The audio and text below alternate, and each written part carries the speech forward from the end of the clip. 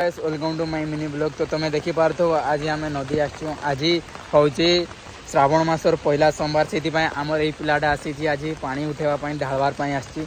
तो मुझे सांग देवार आसी देखुव के पानी बहुत पानी पूरा ब्रिज आमर पूरा पानी उठे सारा। तो आम जाऊँ देखी पार्थ ये के भाई मैंने पूरा बहुत बढ़िया पूरा पूजा कर सब पार हो सारी। खाली आम दुईटा पूरा लास्ट अच्छु।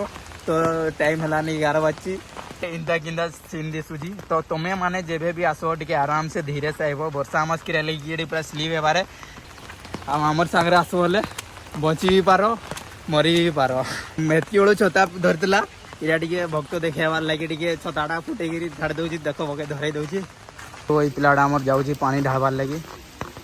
तो देख आमर ये पिलाटा जाऊँगी पूरा बाबा। तो आमर बाबा महेश्वर मंदिर तो बहुत भीड़ अच्छी नजारा देखो प्राइस देखु देव आमर पिलाटा पलैलानी बाबा भक्तटा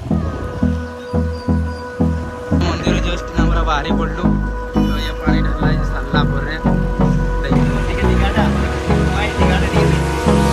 Hold me close till I get up. Time is barely on our side. I don't wanna waste what's left. The storms we chase are leading. तो गाइस आज ब्लॉग आम ये खत्म करवार लगी चाहूँ। ये आम ढंगी बाबा घर जाऊँगी। तो देखिए